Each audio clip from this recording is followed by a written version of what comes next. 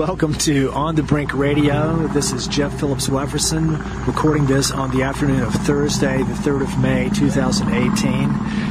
I'm back at my very special tide pool here, Wa'a, near off the coast of Pahoa in the Puna district of the Big Island of Hawaii. This is a very interesting and special show. I'm recording this. I'm preempting the show that I was going to do about what seemed like the weaponization of the natural disaster, the storm that created massive flooding with record rainfall on Kauai 2 weeks ago. But it's all been superseded by an amazing confluence of volcanic activity here on the Big Island just in the past 2 or 3 days. So I wanted to tell you about that, and unfortunately I can't send video footage on the radio, but with my accompanying blog post I can share so much cool stuff. But just right in the past hour, people have had to start being evacuated from an area called Leilani Estates. This is near the town of Pahoa. Where I'm actually staying is probably about at least 15 miles from there as the crow flies. So we're safe, although today I did feel a 4.6 quake at 10:30 this morning. It kind of shook the house a little bit. But see, you have to understand, we're on, all of the Hawaiian Islands are volcanic, and there are some of the hugest mountains in the world. That they say Mauna Loa is the largest mountain in the world, and Mauna Kea is the tallest, because if you count from the bottom of the ocean where these come up, they sort of dwarf. Mount Everest just fits down inside them if you count from the seafloor. So Kilauea, which is the name of one of the 5 volcanoes here on the Big Island, Kilauea is the most active volcano on the planet. And it's a shield volcano, and it's known for relatively gentle, slow eruptions, not the explosive blowing into the sky thing like Mount St. Helens, but more sort of like lava. It might come up, and there have been fountains here of lava. There was one in 1959 that shot lava, I think, 1,000 feet into the air, and so that would be pretty spectacular. But theoretically, anything like that can happen at any point. But they've been monitoring this major eruption of Kilauea has been going on since about 8 or 10 years ago.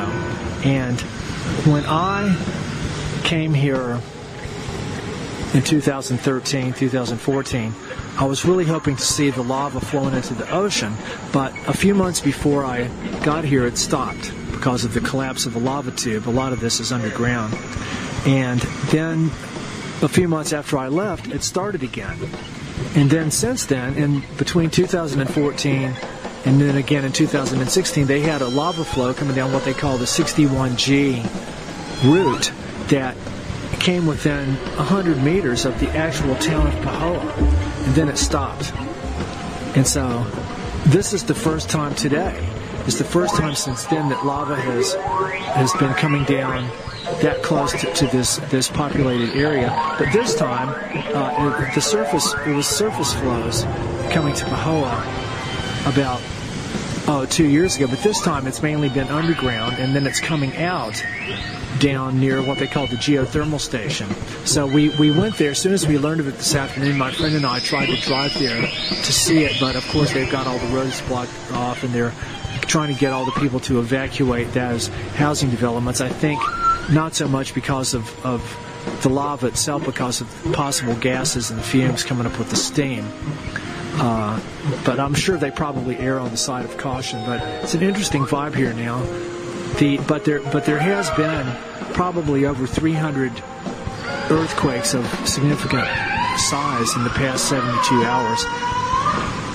But Kilauea is not the only volcano here. It's huge. It's where Volcano's National Park is. But it's got many subcraters. You've got the giant Kilauea crater that's probably 10 or 15 miles across. And then if you look down inside there, it's got kind of a flat floor. And then there's what they call the Halima'uma'u crater. That's the one that's been filled with lava. the past week or two, and that's when me and my friend were up there on Tuesday evening. We were able to see, after it got dark, giant fountains of lava shooting up, which we're looking at line of sight 1.2 miles, but it's hard to tell. It could have been between 50 and 100 feet, these fountains of lava just jostling up into the air, and what looked like bolts of lightning, but it's actually streaks of where the molten lava is showing through the cooler, dark crust. Looks like jagged lightning bolt patterns on the ground. So this is, and on this past Monday, a major event happened. The crater floor of Pu'u'o'o. It's P-U''U'-O', Pu'u'o'o. That's another major vent or crater that's part of the whole Kilauea complex. It's about 10 or 15 miles to the east towards where we are. It has been filled with lava. It's a pretty good sized volcano in itself, but on Monday the lava floor collapsed inside there, and then yesterday, 2 days ago, the weather was so bad they weren't able to fly over it and get much of a visual inspection of down inside the cone. But yesterday it was beautiful, and they did. And oh my God, when you look down inside this volcano, it's like a cone. It's like the inside of a cone going down, gets narrower and narrower, but it looks like it might be 1,000 feet deep, and it's totally empty. And so where did all that lava go? That's like the big question now. And also the Hawai'i level has dropped too, so it's they can't map the underground structures. I mean, I think they know to a certain degree, but you'd think with all the high technology, earth-penetrating tomography stuff that exists, that they might be able to do some kind of satellite imagery and see some of these lava tubes and stuff. And maybe that does exist at some level. Maybe the military has that. But so you've got Kilauea with the Hawai'i crater down in there. You've got Pu'u'o'o over to the side. That's very active. That's the main one where most of the fog and the emissions come from. Then you've got Mauna Iki, Mauna Ulu, and then you've got, these are all ones associated with the Kilauea complex. Then you've got a very old one over near Kona called Hualapai. Then you've got the two giant snow-capped ones, Mauna Loa and Mauna Kea. And Mauna Kea hasn't erupted in about 1,000 years. That's the one that's got all the giant observatory complexes and stuff, including the Keck Observatory. Mauna Loa has an observatory, but it's got a lot of military stuff up in there. It had a major eruption in 1984-85 that flowed to within 5 miles of Hilo. So there's the potential for all kinds of volcanic activity here, but right now it's actually threatening some populated areas. It's going quite slow, but it's very interesting. But my friend Wally, who I'm staying with, a few days ago handed me, he's been showing me updates in the newspaper about the volcanoes, and he handed me a couple of videos to look at, and when I realized that they were actually VHS and not DVD, I wasn't able to watch it. But so I found the photographer named Mick Kalber, that's Kalber. I looked up his website, and I go, oh my God, this dude's doing some crazy stuff. Flies, a lot of it's done footage shot from a helicopter, and but as it turned out, Wally actually knows this guy. They used to be neighbors a few years ago. I haven't seen each other in a while, but I got in touch with Mick and told him what I'm doing and asked if I could interview him for my radio show, and he'd try to put me onto the helicopter people that they're probably slammed right now, but if I could trade them some hand-painted rocks to go up and get an aerial view of some of this stuff, that would be really cool. But yeah, so his website is called tropicalvisions.com. It's video. He used to be be the cinematographer for PM Magazine. He was in the television industry in Southern California, but he's been doing volcano photography for like 30 years. But I'm going to be catching up with him. But actually, he lives in Leilani Estates, so hopefully he's not over there having to evacuate his house right now. My friend Kenny, really cool bloke I've become friends with here, he's hiked on almost every trail up in Volcanoes National Park, and we on Tuesday we tried to go up to the summit of Mauna Kea, but we got stopped at the 9,000 foot level at the visitor center because it was closed due to a blizzard. It was like minus 15 degrees. I'm not sure if that was Fahrenheit or centigrade, but it was still quite chilly and windy and covered with snow. So we hung out at the visitor center, but then we went down towards Volcanoes National Park and went up this road that goes about 10 miles up called the Mauna Kea Overlook. And there we were in this cloud forest, and it was cloudy, but it was a beautiful mist, beautiful silence and birds and plants, and very, very magical and enchanting and tranquil. But then it was getting dark, and Kenny goes, "Oh my God, the glow from the volcano was huge." And so we went to the Jaeger Overlook at Volcanoes National Park, and it was just going off. Way more lava than I've never actually seen lava down in there before. 4 years ago, you could see the glow, but you couldn't see the lava. But this time it was just like going like 100 feet in the air, and it's just been there was 1 million people there. They had people directing traffic and all this stuff, just a madhouse. And then the crater floor collapsed on Monday, and Mick's been giving me an update every day. I haven't talked to him today yet, but posting the videos on his Facebook page, Tropical Visions, and his website, tropicalvisions.com, and his still photographer named Bruce Oromi. His website's called extremephotos.com. These guys go up together in the helicopters, and they're friends with all the USGS volcanologists. The team is headed by Christine Pierce, I think her name was. I might be trying to get in touch with her. So apparently, since this just went on the international news a couple of days ago, all the volcanologists in the whole world are coming here now. Very interesting time to be here, but interestingly for me, I'm cutting my visit here short. Not fleeing the volcano, but I really do want to get back down under, and I've been ready to get back down under for a while, but my Australian visa was just granted about 3 days ago. It took almost 3 weeks for it to come through, which is what they're saying the processing times are now. But so that came through, and then today I priced my plane ticket to fly to Sydney on the 14th of May, which gives me about another 10 days here. And that'll be time to wrap up all the artwork I'm doing and stuff, and I'll be really glad to get back down under. But who knows where all this volcanic activity is going to lead to? It's a pretty major. It looks like the beginning of a pretty major chapter of volcanic activity affecting human population here. So Pele's going to do what she does, but it's very interesting to be here. But also, in addition to the volcanic stuff here, the Big Island has the largest complex of astronomical observatories in the planet, up on top of Mauna Kea.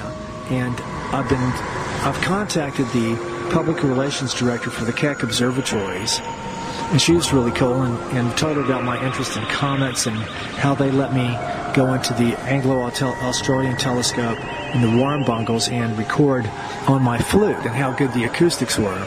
So she put me onto a bloke who's an instrument designing astronomer, but I talked to him today. His name's Mark Cassis, Kassis, but he said, like Jeff, who you really need to talk to is my boss, Greg Dopman, or something like that. And so I'm going to contact him. But this guy's like the head of the instrumentation department, and they're actually building a near-infrared spectrometer to study a comet called Wirtanen, Wirtanen, a comet that's going to be probably visible to the naked eye for several weeks in mid-December of this year. And it has a period of 5.4 years, so it's no stranger, but it's passing within 30 lunar distances of the Earth. So they're going to try to study it. I don't know if any probes are going to go there, but there's this comet and two more that are on. These comet research teams are getting ready to try to get as much information as they can from these high-resolution telescopes because it'll be so close. They'll be able to learn a lot just from optical imagery. But this is very, very interesting. And if I'm able to do an interview with any of these researchers, Greg Dotman or any other people they might be able to put me onto, I'm going to ask them about Comet Encke, which is the one they believe it was a fragment of Encke that actually created the Chicxulub impact in the Yucatan 65 million years ago that triggered what became the extinction of the dinosaurs. But it's very interesting. Now, the question I'm sure is begging itself, with all my quote-unquote conspiracy theory ideas about geophysical warfare and tectonic warfare and artificially generated earthquakes and artificially engineered storms and cyclones and flooding and fires and all this stuff, I really think that's real. I'm sure of it, although I haven't witnessed it myself. I mean, I think I have. I mean, I haven't seen anybody turn the knob and press the button and then the weird weather happens. It's more complex than that, but I feel certain that those technologies exist and are being deployed. Now, people might ask, well, Jeff, could this volcanic activity have anything to do with geophysical warfare? And to be honest, it's not impossible. But I have to say that this does seem to be within the pattern of normal volcanic activity, no matter how extreme it might be. It's not abnormal behavior for Pele and all the volcanoes on the Big Island. But people can think of it any way they want and attribute this or that to it. But it's a very powerful and interesting time to be here. Volcanoes.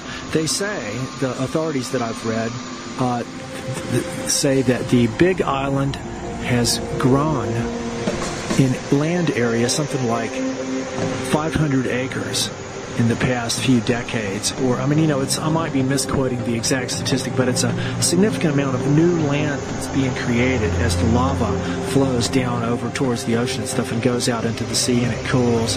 And literally what we're seeing, what's so cool about active volcanoes is we're seeing Mother Earth giving birth to new land. That's what the lava is. And it's just so interesting. And the lava flows all, like if you look at where all your veins of precious metals are, like for example in Tasmania, there's this big swath called the Reed Volcanics. And in it is all the most concentrations of the special things that the mining geologists covet. All your precious metals like gold and silver and platinum and other metals and stuff like that. These all tend to occur in lava flows. And so, for whatever reason, I mean, I guess lava could be made of molten anything.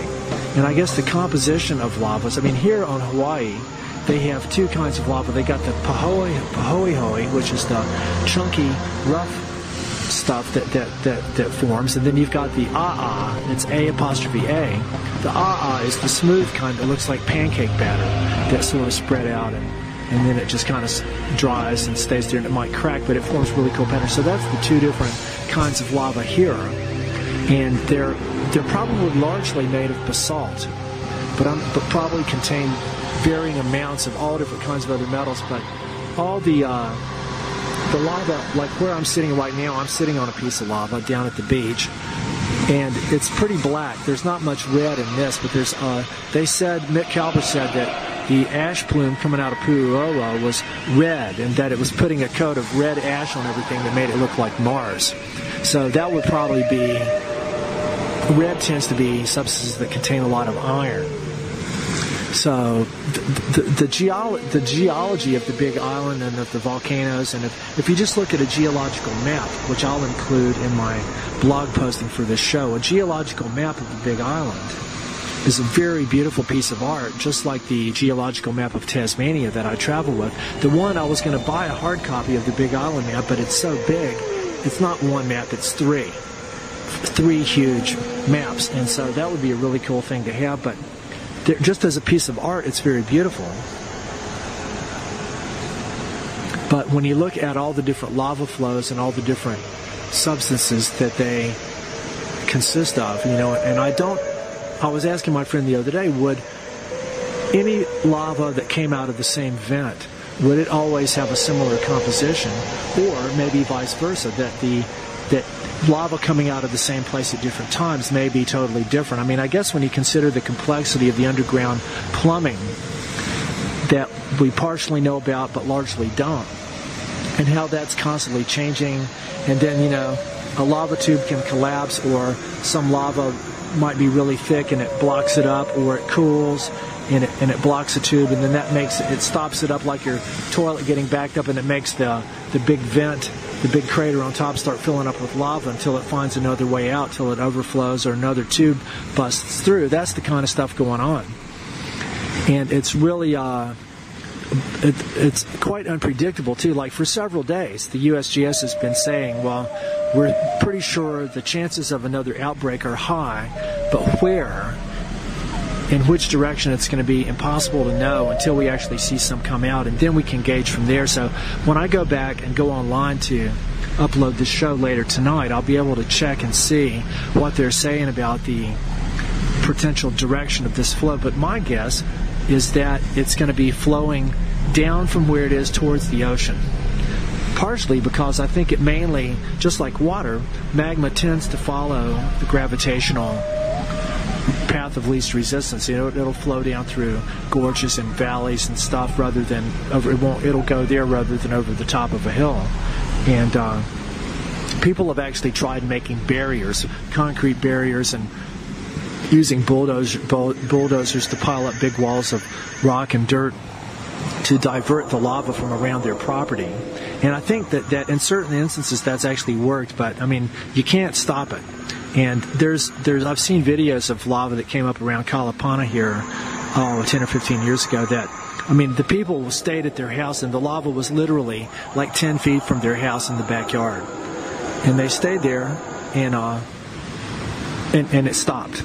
You know, so now they've got their house and a frozen lava flow, like right, you could step out your back door and step onto it, you know. So there's people that'll stay, but they won't let their escape route get cut off, you know. So it's not the kind of, I don't think anybody's panicking, but there may be a degree of, you know, people that have to have, they might have to move out of their house for a while, but that would be quite stressful, having to leave most of your stuff there and not being allowed to go back.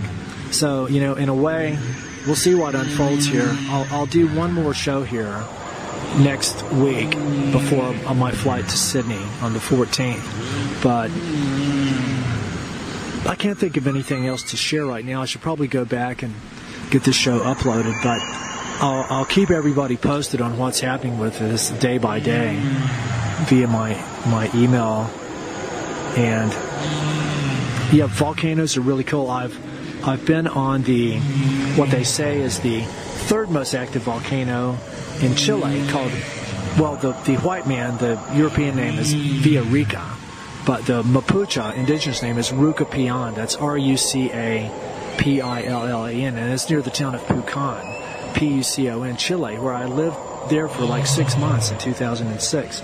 And you could see, I never saw lava coming down the side, but we did hike up to the top, and you can look down and see the active crater down inside there. It had smoke coming out, and I believe that Kilauea is the most active, Rucapilan is the third, and I think the second most active, according to, you know, the statistics, is Mount Etna in Italy, I believe. But there's heaps more, you know. There's like my friend Jenny Muska from Melbourne, she's in Indonesia right now with her dad, and I told her of this. She's actually going to the island of Lombok, where the volcano called Ranjini is there, and it's active, and it's really spectacular looking. It's like a giant cone that the side busted out, and it all flowed down into this giant lake, and then there's another small, well-defined cone down in there. But I think you kind of walk up the side of this giant thing, and it's a little like a giant crater that's been blown out, sort of like the other volcanoes where I spent the most time is the Ruapehu-Tongariro crossing on the North Island of New Zealand. And I've been to White Island, New Zealand's only active volcano, off of Whakatane. I've been there twice. So I love active volcanoes. They're really, really cool. I actually sort of fell in love with them in 2005 and recorded a song called Volcano. But it's Mother Earth, and I really think that there's energetic tie-ins between the energy of the rainbow serpent, the telluric currents in the Earth, what's happening in the heavens with the sun. We're at what they call a Maunder minimum of the sunspot cycle right now. But my friend was showing me an outbreak of a solar flare today, I think. So it's really interesting thinking of the true, not the military version of geophysical understanding, but the true meaning of a geophysical understanding of the cosmic context, the universe that we live on, and our beautiful planet Mother Earth that lets us have such a beautiful place to live. Anyway, I'd better go and upload the show. This is Jeff Phillips Wefferson signing off for On the Brink Radio. Stay tuned to your dial. This is Volcanic Update. All right, over and out.